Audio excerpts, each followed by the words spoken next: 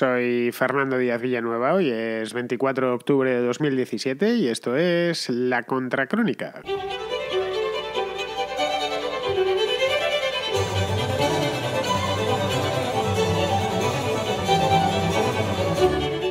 Este domingo hubo elecciones legislativas en Argentina. Se renovaba la mitad de la Cámara de Diputados y un tercio del Senado.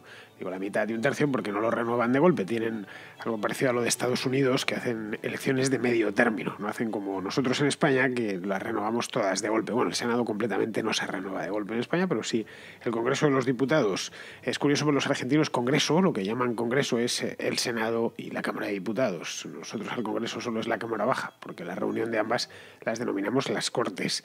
Bien, la victoria en estas elecciones se la llevó, y por goleada, el partido del presidente, de Mauricio Macri, que es una coalición electoral que ya se presentó en las elecciones presidenciales de 2015, la misma, denominada Cambiemos.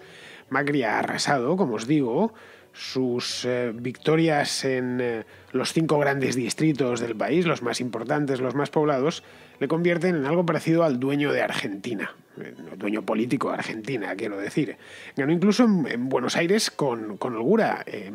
Buenos Aires es su estado o su provincia natal, pero también es un lugar, una plaza bastante complicada, porque, o era por lo menos en estas elecciones, una plaza complicada porque se presentaba por esa circunscripción Cristina Fernández de Kirchner, cuya carrera política pues ha quedado poco menos que pulverizada. Pero más allá de esto, de la victoria macrista propiamente dicha, estas elecciones inauguran una nueva era en la política argentina. El macrismo, podríamos llamarlo, que es algo así como ese movimiento político construido en oposición al kirchnerismo. En fin, los argentinos están ante una oportunidad histórica que no deberían dejar escapar.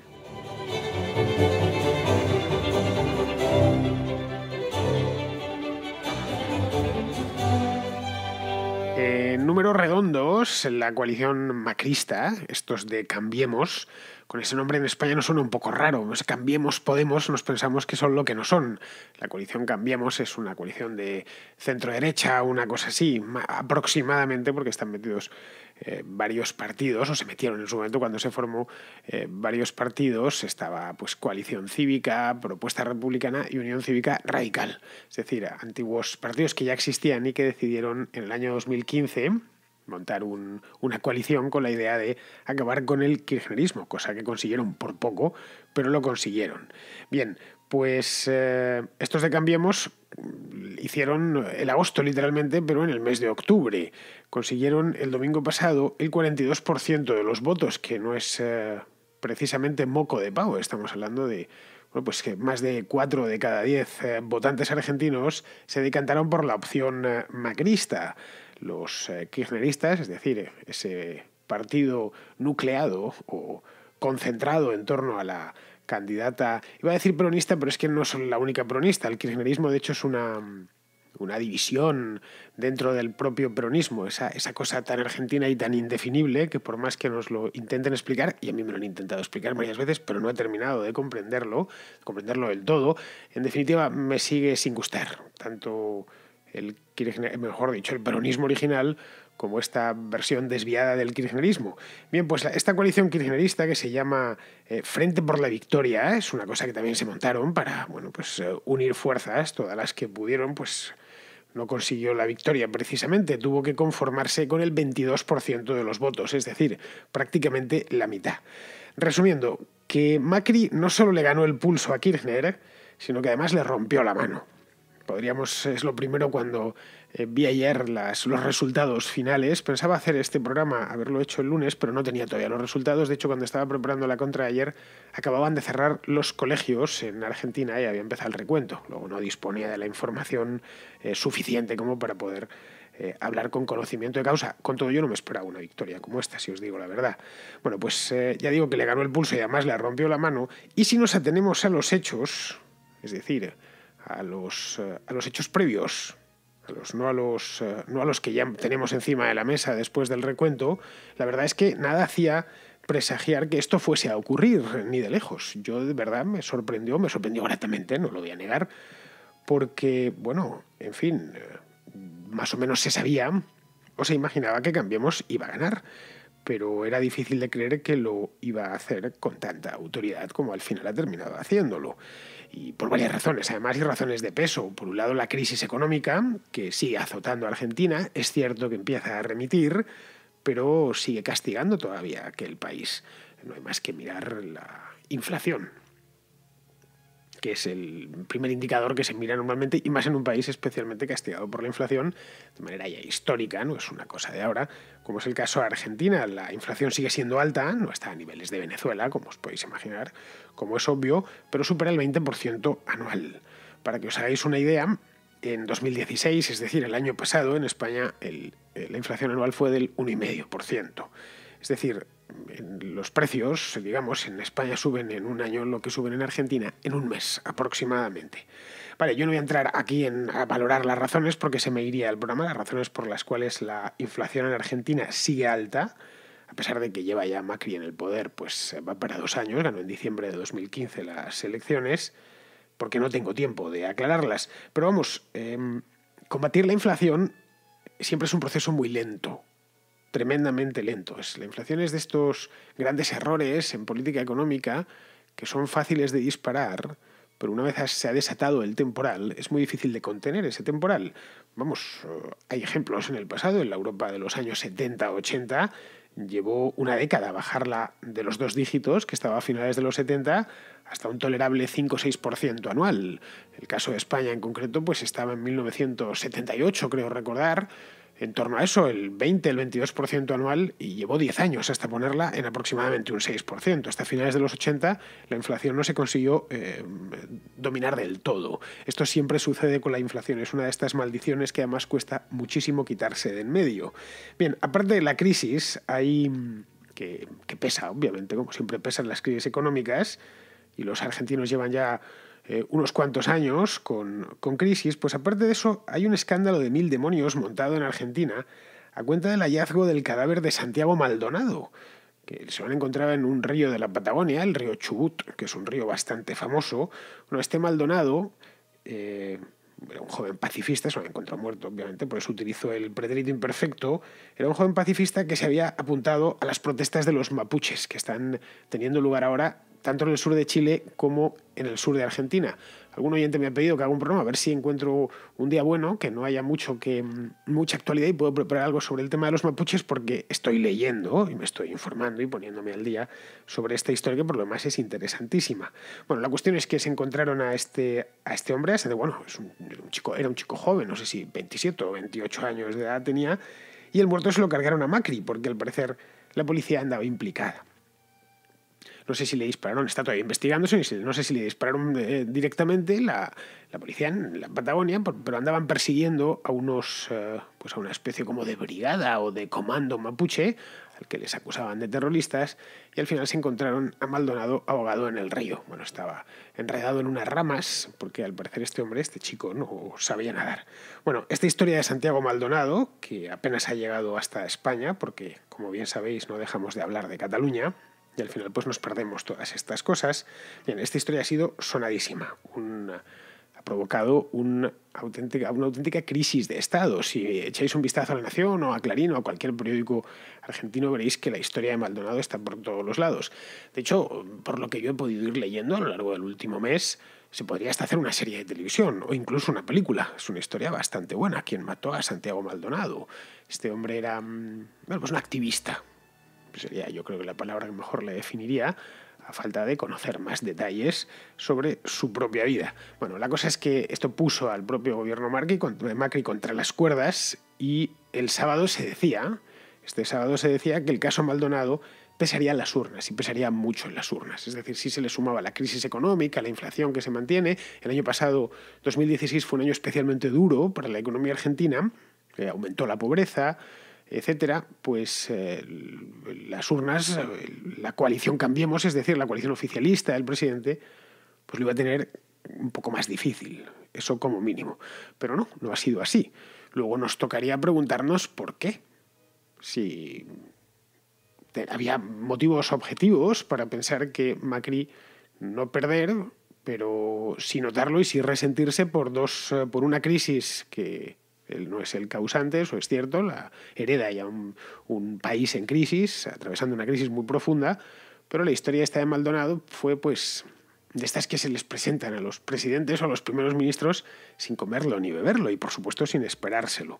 Pues la verdad es que no lo sé, yo creo que es pronto para saberlo, pero por lo que he podido leer, parece que la clase media urbana y los granjeros están con Macri. Y eso es un número de votos considerable. De hecho, si vamos a los resultados por provincias, Argentina tiene 23 provincias en total, un país tan gigantesco y solo 23 provincias, que así son de grandes. Pues Macri ha ganado en Buenos Aires, como os decía al principio, y también ha ganado en Santa Fe, que es donde está Rosario, la ciudad de Rosario, que es, creo que es la tercera del país, y bueno, es la capital del cinturón agrícola argentino, es algo así como la Chicago del sur. Chicago, aparte de la mafia y todas esas cosas, los canales y tal, Chicago es es la capital agrícola del mundo. Ahí se fijan los precios de muchos de los productos agrícolas, entre ellos el del trigo.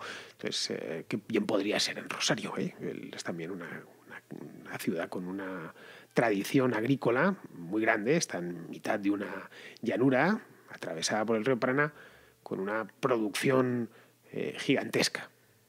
Una producción agrícola gigantesca. Bueno, pues ahí también ha ganado, es decir, la capital no económica, que es Buenos Aires. Buenos Aires es capital de todo en Argentina, pero sí uno de los polos económicos principales del país. Pero es que también lo ha hecho en Córdoba, que esta sí es la segunda ciudad del país. Bueno, podríamos pensar por qué, a pesar de la crisis, e incluso esto de Maldonado, por qué la clase media urbana y los granjeros han seguido apostando por Macri. Pues no sé, lo que cuentan por ahí es que ha tenido que ver el hecho de que las reformas que empezó a implementar Macri al llegar al poder a finales de 2015 están empezando a surtir efecto. Todavía tímido, vamos, de entrada les ha bajado los impuestos y sobre todo les ha presentado un programa. Es decir, un plan de reformas que es diametralmente opuesto al populismo peronista personificado en Cristina Fernández de Kirchner. Es decir, que si bien la orquesta todavía no suena al máximo volumen, la música que está empezando a interpretar a una buena parte de la sociedad argentina parece que sí le gusta.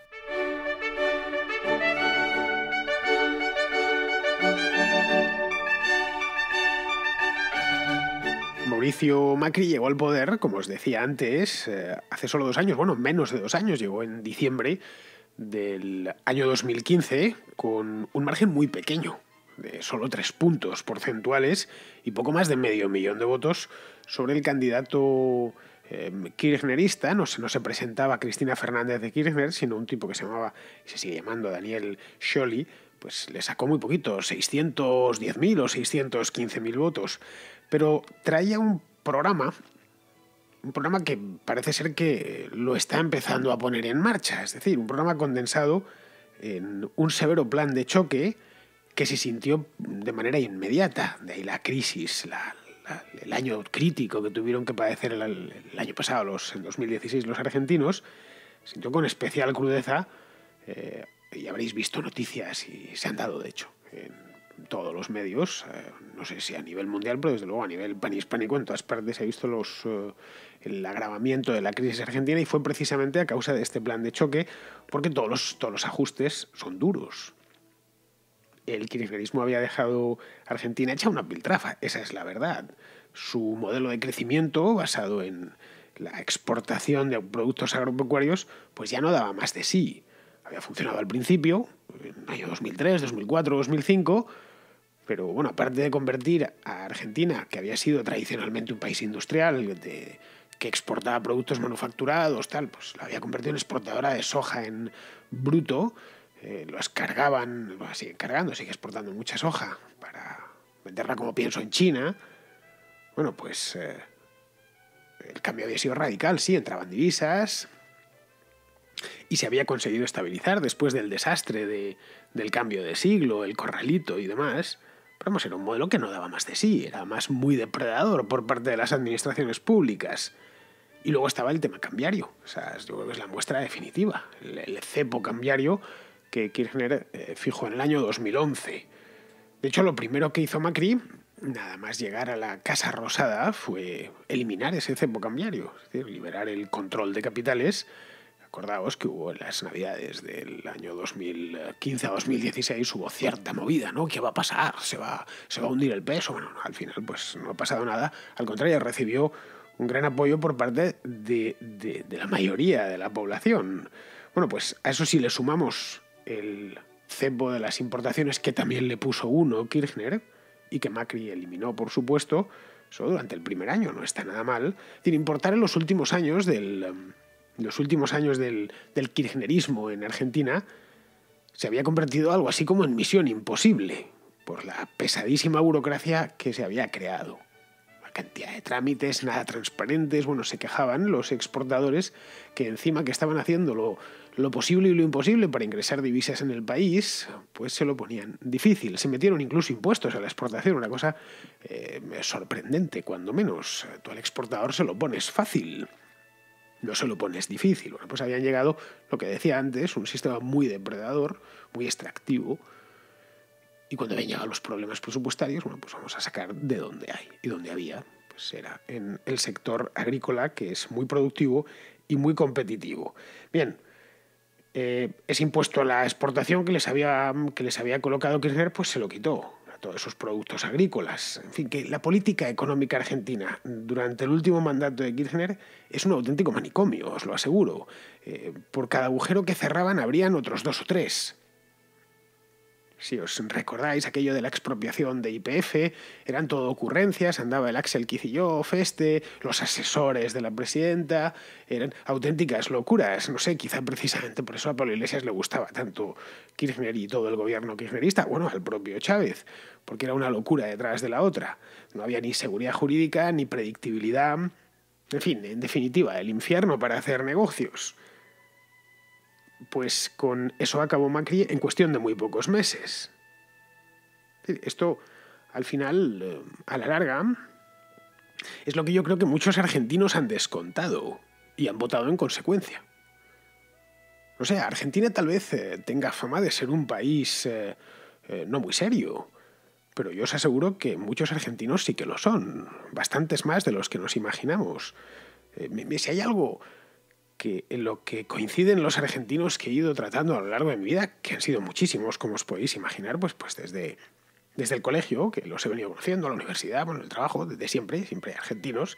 En la vida de un español siempre hay unos cuantos argentinos, como en la vida de un argentino siempre hay españoles. Pues si algo coinciden es que todos eran listos como diablos. Bueno, aparte de quitarnos las chicas, siempre todos listos de narices. Pues bien, se diría que esa Argentina inteligente y emprendedora ha terminado tomando las riendas de la República, o por lo menos es lo que parece, que lo mismo me equivoco. Yo, si es así, me alegro, porque, bueno, España y Argentina ya sabéis que son 2 hermanos siameses separados al nacer. España es la Argentina del norte y Argentina es la España del sur. Luego, si les recapacitan y les va bien, y espero, y toco madera para que les vaya bien y para que Macri continúe con las reformas, pues todo lo que se avecina van a ser buenos momentos para ambos, especialmente, sobre todo, para los argentinos.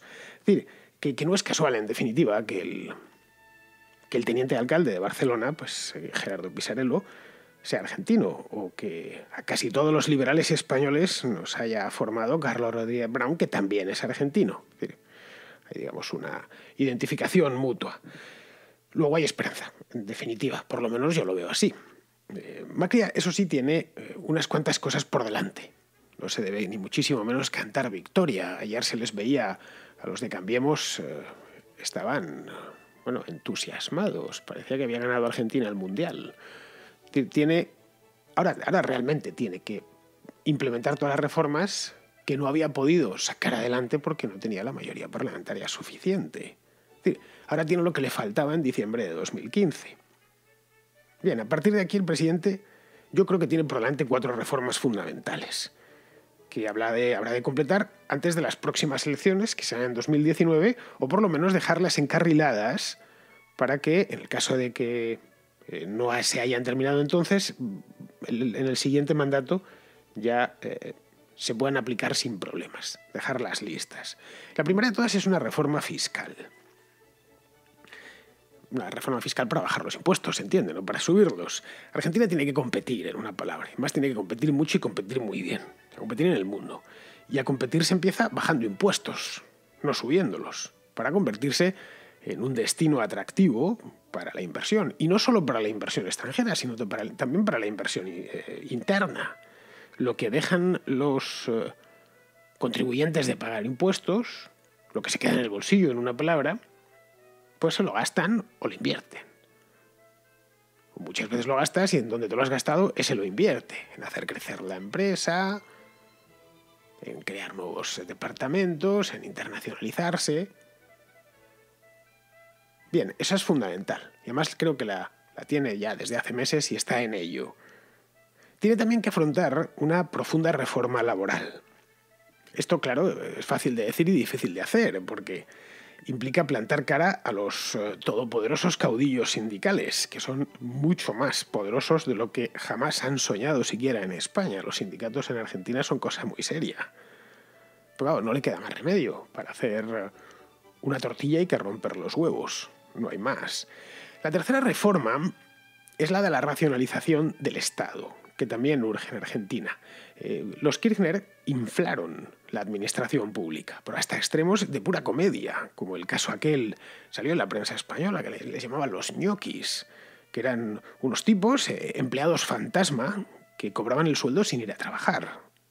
Se calculaba que eran, creo recordar, 250, 300.000 ñoquis que había en la administración. Supongo que ya los habrán limpiado. Esto es de cuando llegó, no sé si estas historias empezaron a salir a la prensa en enero de 2016.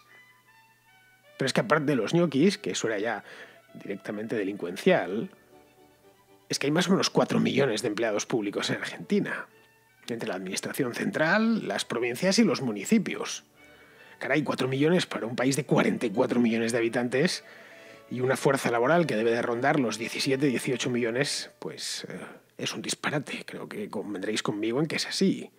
Y ya por último, la cuarta reforma que tiene que aplicar Macri a lo largo de los 2 años que le quedan es meter a Argentina en la OCDE. De hecho, ya lo ha solicitado formalmente. Ahora solo le resta pues, implementar el paquete de reformas que la OCDE le exige. De la OCDE ya está México, ya está Chile desde México desde los 90 y Chile creo que entró en 2010. Pero y la puerta de acceso está Colombia, también está Costa Rica. Diréis, ¿y para qué sirve la OCDE? Bueno, pues entre otras cosas es una especie de sello de garantía.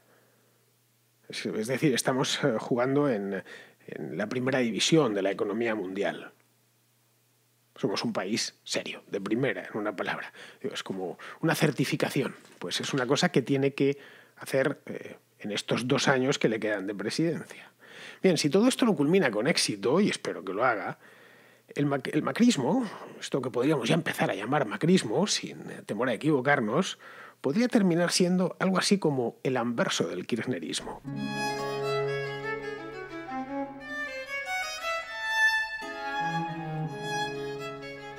Liz Rojas, que es una oyente de Costa Rica, tiene una duda histórica. No logro entender cómo Alemania firma el Tratado de Versalles, que para mí es la pérdida de la guerra que no se da en el campo de batalla, sino en la mesa de negociación.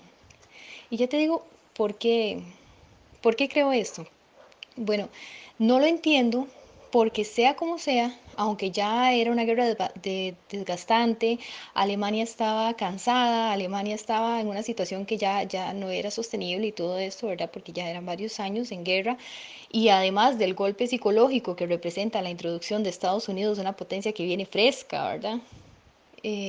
A meterse a la guerra, sea como sea, Alemania poseía varias zonas que eran ventajosas, por ejemplo, los territorios entregados por Lenin a Alemania, ¿verdad? Eso representaba para ellos una ganancia. También tenían Alsacia y Lorena, donde está el carbón y el acero. Entonces, no logro entender por qué ellos firman, por qué aceptan este pacto de negociación. Entiendo por qué Francia lo hace. Yo entiendo por qué ella pone esos pactos tan difíciles para Alemania. Pero yo no entiendo por qué Alemania lo acepta. Entonces me gustaría, he preguntado mucho, pero la verdad no he quedado satisfecha con ninguna de las respuestas que me han dado, así que me encantaría saber tu opinión. Bueno, Liz, yo creo que este es un tema que se ha tratado, la historiografía lo ha tratado muchísimo a lo largo de los últimos 100 años. El año que viene se celebrará el primer centenario del armisticio y dentro de 2 años el primer centenario de Versalles. Alemania se rinde, es decir, solicita, porque lo solicitan ellos, Hindenburg y Ludendorff solicitan el armisticio, el alto el fuego, porque no puede sostener las líneas. Simplemente, en septiembre de 1918, que es cuando ven que ya no pueden seguir, pues Alemania se moría de hambre, y se moría de hambre de manera literal, pues a causa del bloqueo naval aliado, que ya era integral, y bueno, ya el propio esfuerzo de la guerra. Llevaban ya 4 años de guerra y batallando seriamente, millones de muertos, un gasto extraordinario en 2 frentes. Luego, por otro lado, justo al comienzo del otoño de 1918, los aliados orientales se van rindiendo. Sabéis que las potencias del eje eran 4. Alemania, el Imperio Austrohúngaro, el Imperio Otomano y Bulgaria. El reino de Bulgaria se metió ahí en un lío sin mucho sentido, pero bueno, eran 4. Pues se rindió Bulgaria primero, fue en octubre de 1918, y al día siguiente se rindió el Imperio Otomano. No, se rindió, pidieron el armisticio. Y eso comprometía abiertamente el flanco sur, por donde se les podían meter los ingleses o bueno, cualquier aliado, incluso los americanos, llegado a un punto. Y luego sucede también, justo en el mes de octubre y noviembre de ese año, que el Imperio Austrohúngaro, que era su principal aliado, se descompone por dentro. Es decir, que estaba ya en muy malas condiciones, peores incluso que los alemanes, pues se suma en el caos interno. Es cuando Checoslovaquia y Hungría declaran su independencia. Que aquello ya era un casino que vivía en Italia, un sin Dios, no había manera de sostenerlo. Es decir, el frente occidental lo podían sostener de aquella manera, con dificultad, pero podían sostenerlo. Había algo así como un estado de equilibrio, de empate, pero que no iba a durar mucho tiempo porque habían entrado tropas de refresco de los Estados Unidos. Luego, ¿cuánto podrían aguantar? Luego, además, en este caso, el Reich cometió un error que diría Sebastian Haffner, un pecado capital. Y es que desplazó un número desmesurado de tropas para ocupar las zonas del antiguo imperio ruso que habían ganado tras el tratado de Brest-Litovsk con los bolcheviques. Empezaron a ocupar Ucrania, Bielorrusia y tal, sin ton ni son, sin mucho sentido.